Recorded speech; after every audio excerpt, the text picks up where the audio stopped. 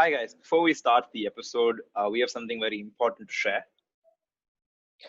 So a lot of research that we do for this channel is very important and dear to us. We want our facts to be as diverse, as on point as possible, and none of that would be possible without Wikipedia. And Wikipedia is actually in a uh, crucial state where they need money to run their operations, and they have a link up on all of their pages where you can just donate some money. And even as something as simple as 150 rupees will make a huge difference. And if you think, like, if you've ever used Wikipedia and never donated, if you feel that they've at least given you 150 rupees of knowledge, please at least go donate that. Every rupee counts. Uh, you'll be doing not only us, but I think a large portion of the world a favor. Thank you so much. All right. Welcome to episode number 3 of Big Tech TKB Shorts, which is actually episode number 6, 7, 8 now. Damn. Yeah, we had to split the previous episode into 2 episodes because we recorded a 40-minute episode. And you guys showed your fierce passion for 20-minute episodes, and then we made it into 20-minute episodes. Hope you guys enjoyed those 2 episodes. But today we are going to look. Oh yeah, Adi's here, by the way. Then I'll tell you what we do. Oh, hi guys. Yeah, obviously I'm here. So yeah, as he said, we're going to talk about big tech, and I don't want to hold. Yeah, just we're going to look into the juicy details of Zuckerberg's company, Facebook. So, Adi, are you surprised that Facebook's part of this big tech that's a monopoly or something like that, or does it just? Obviously not, because out of everybody we're talking about in big tech, he's the only dude who has a movie about how bad he is. it's like Steve Jobs. Amazing.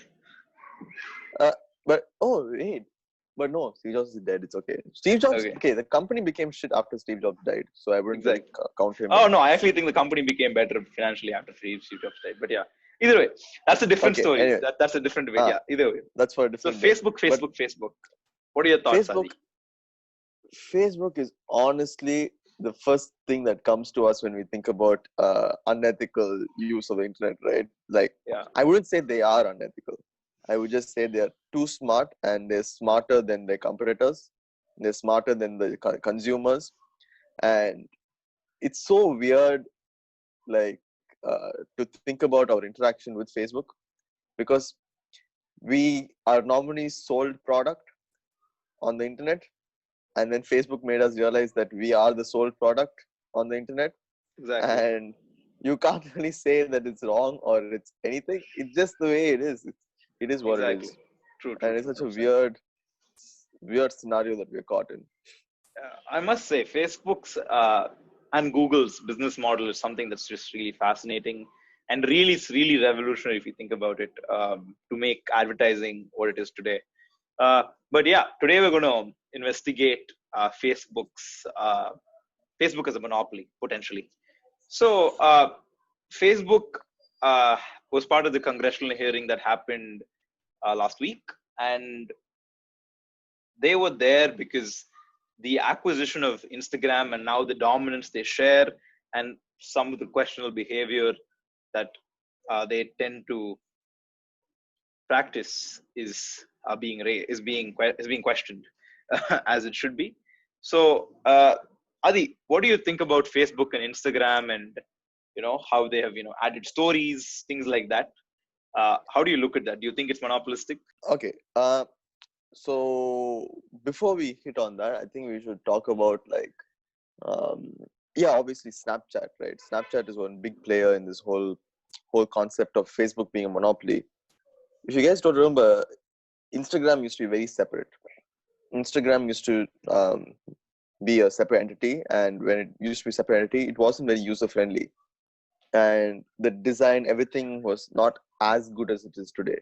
You don't have the same reach. It's not really a platform. It's more like a extra thing. It's like WhatsApp, but more people can see your pictures. Nobody used it as a monetary thing. I remember when people didn't even like Instagram DMs. They were like, "Hey, why is Instagram having DMs?" Exactly. Yeah. Why does Instagram have DMs and things? And then they bought it, and then they they completely revolutionized the company to make, because they could buy and put in the smartest brains in the world into just Instagram that Instagram could not afford to do. And then after that, Snapchat came up, and they had no reason to just copy Snapchat's interface of the stories, but they did anyway. And they integrated the the ticking, the time bomb uh, thing that Yeah, Snapchat has. yeah, They yeah. integrated that. You would say it's unethical, but how many of you use the Snapchat's features now? Snapchat anymore. Yeah, exactly. Yeah, Like even it's just gone. filters. Snapchat was the first to come up with filters, and Instagram has filters Yeah, now. No, but yeah, Snapchat is the obvious example that I like to give people, because there are a lot of people that use Snapchat and now don't use Snapchat because Instagram. And again, it goes to show the power of these big tech companies, right? It takes someone like Snapchat, like in the previous episode, it took someone like Spotify or Netflix to take on the likes of Apple. It takes someone like Snapchat to take on the likes of Facebook. They are basically number one if you remove Facebook out of the equation. So that is the power of the power these companies possess. Uh, so yeah, so we're just gonna discuss the uh, but is Snapchat yeah. actually taking on Facebook? Is it actually taking on Facebook? Like, they're just losing, but very Yeah, slowly. yeah. But okay, no, I see. I think there were rumors of Snaps. I don't know if they actually they were public intents, but there were rumors of Facebook trying to acquire Snapchat at some point. So Oh yeah, they no, were I think that was public. Like, that was public. Okay, Snapchat CEO said he won't sell, okay, and okay. that's when they started integrating the Integrating stuff. things Yeah, into Instagram. this is very interesting. Okay, so all right, I'm just going to read a couple of emails that Zuckerberg had to submit. I mean, Facebook had to submit in front of Congress. These are mostly from Zuckerberg to Facebook executives. So the first one is sort of Zuckerberg. So this is, remember, this is the time. Okay, this is like what, 2012. All right, Instagram isn't big. Facebook is still primarily a desktop thing. No one really had it on their phones. Uh, but it was clear to everybody that the next social media had to be on their phone, and not for the Hmm. reasons you think, not for the reason so it'll be convenient to share photos. No, because you can share more ads to them. Okay, you guys have to buy that fact. Companies don't really care about you guys that much. It's just all about how many ads you're going to see. So this is an email from Zuckerberg. He says this, right? The businesses are nascent, but the networks are established, the brands are already meaningful, and if they grow to a large scale, they could be very disruptive to us. End quotes. Where this is an email where Zuckerberg writes to a Mr. David Ebersman. So Hmm. they're just talking about. So he's sort of pointing out why they should buy Instagram in these cases, and then he goes, and then David responds to say, "Are you trying to neutralize a competitor, acquire talent, or integrate their product into ours? Why do you want to do this?" Uh, Hmm. and then Zuckerberg goes on to say things like, well, he says we're trying to neutralize the threat and integrate their things. He doesn't even talk about buying talent. And by the way, buying Hmm. talent is actually a huge deal. So even if he said that, it would have actually not looked anti-competitive. But 2012, he probably didn't have this much hindsight. Uh, so he Hmm. goes on to saying this, right? He says there are network effects around social products and a finite number of social mechanics to invent. Once someone wins at a specific mechanic, it is difficult for others to supplant them without doing something different. End quotes. And again, I'm going to read another quote saying, But open wait. I quotes. just want to say this. Yeah. That's actually a brilliant point. Oh no, like Honestly, he will go on to prove how much more brilliant point. And this is the next quote. Okay, just hold your huh. thoughts. I know it's very exciting, but he goes on to say this. Open quotes. What we are really doing is buying time. Even if someone new, sorry, open quotes. What we are really doing is buying time. Even if some new competitor springs up, buying Instagram, Path, Foursquare, etc. now will give us a year or more to integrate their dynamics before anyone can get close to their scale again. And this is in 2012, ladies and gentlemen. Wait, what does that mean exactly? So, like in the previous quote, right? He said there are only a finite number of social mechanics you can invent. Like sharing photos, sharing videos, sharing statuses, that's all. So once someone wins in that specific mechanic, they become it becomes difficult for others to, like it still Facebook is still not the Twitter of statuses. Twitter is still number one, for example. Once someone wins, they have won. That's what he's trying to say, right? And then he says, buying someone like Instagram Path, first, Foursquare. These are all Instagram like apps. He says, just give us time. He'll give us a year or two, because these are all sort of the same sizes back then. Just give us time for us to integrate their social dynamic into our app before another startup can become their size. So you just pull someone out of the race, and then you sort of supplant them for a year, and you buy yourself a year's time. You see what he's doing. But here's the most interesting part of this email.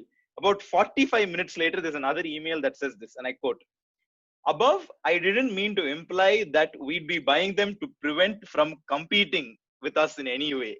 End quote. Oh my God! Wow. Brilliant. Just for the record, ladies and gentlemen. Damage control.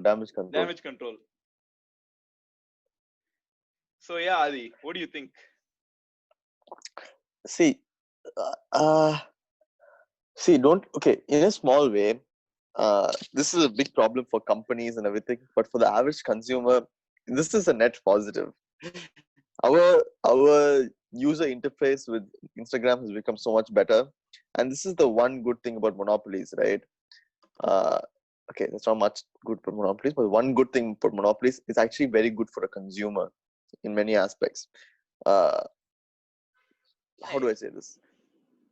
Are you saying the products are really good, or they can be very good at least? They can be. Products are really good, can be very good. Okay, let's say I'm going to start a company. Like, let's say I'm going to start a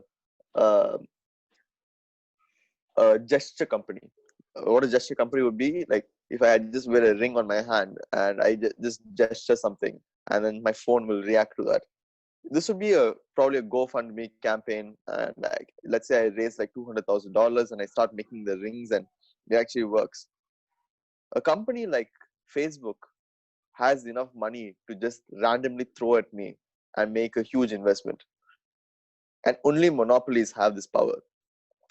This monopolies, billionaire. Okay, one major aspect, right? Like right now, there's this anti-billionaire movement, and I was talking to a lot of people about this, and they all say billionaires might not be too good, but they're very, very, very vital to the development of a country.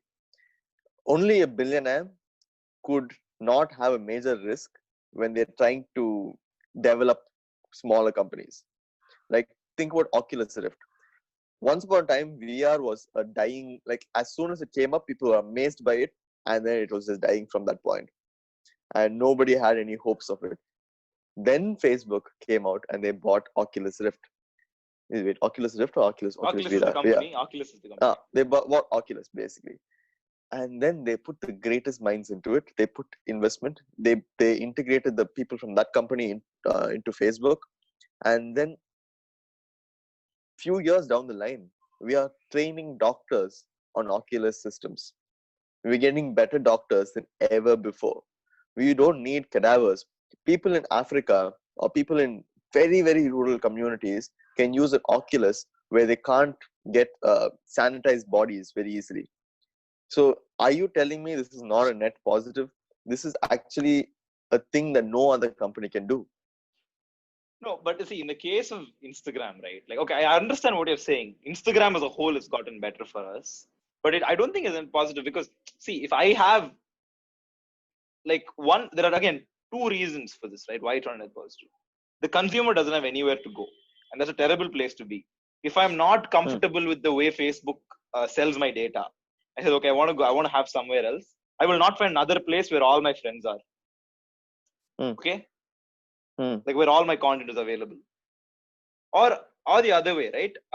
If I wanted to create another Instagram, like Zuckerberg said, no one else can supplant them after that. They just can't. Like even Snapchat, right?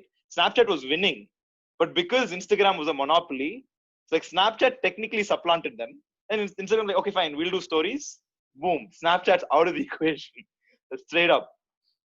Yeah. So I think that's why monopolies are bad. They really have, again, I will tell you this. It's important to have people that can take on risk. Just bleed out money. Like look at SpaceX, right? Uh, Sure, that was even a big deal for a billionaire like Elon Musk to lose all the money. But look, that company has advanced space travel so much. It's given them a user-friendly rocket, given them good spacesuits. That's how far a company is. And that's what competition does, right? They were competing with NASA. They had to make a better rocket than NASA did, and the competition puts you there. And like, look at Tesla right now, right? You can say that they may be the best electric car out there. They may have a monopoly there, but they're not a monopoly on cars. They have to convince the average petrol car guy. They'll be like, hey, buy a Tesla. Because you have a touch screen, you don't need to think about anything. It'll just work. And that's why I think competition is important. Competition really does pushes people. For the consumer, if you want to talk about consumer benefits, I think it has to be competition. For a company's perspective, monopolies are great. Like I'd love to own a company that is a monopoly. I am selfish like that. Like I get that.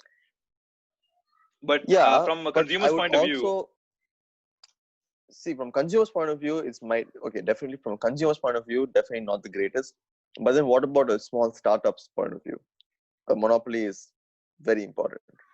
No, man. See, that's the thing, right? Now, if you are saying, see, I have met people whose idea of a startup is to... I'll tell you about Tesla itself. Tesla is actually not one company. Tesla used to be a lot of smaller companies which were bought and integrated into one Tesla. The battery used to be a separate company, but the things inside the battery used to be a separate company, and every single aspect of that car used to be separate companies that Tesla bought, integrated, and made into one Tesla. But think about all those companies as separate entities. It's not a good business model. No, the reason SpaceX is so cheap, the SpaceX is so cheap. SpaceX is right now competing with ISRO. They've surpassed NASA.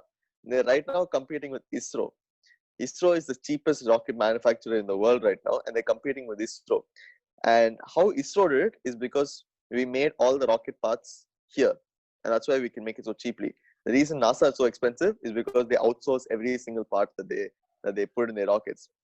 Tesla just went one step above, and they found out smaller companies which were growing, which made rocket parts, and when they were growing itself, they bought them. So now Tesla makes all the rocket parts. No, see, I get the idea of business acquiring you the startup. That I think is a healthy business. I actually think that's really vital for a big successful business to come out of our system. Okay, but for there to be only one business to do that, that is the danger. So that is the danger, for there only to be one company that does all of this, which is why Instagram. So like, let's say tomorrow there's a VR social network, okay, where you just wear on your VR goggles and you can literally meet the person. Like it scans you and it scans them, and you can just like chill. It'll feel like they're there with you.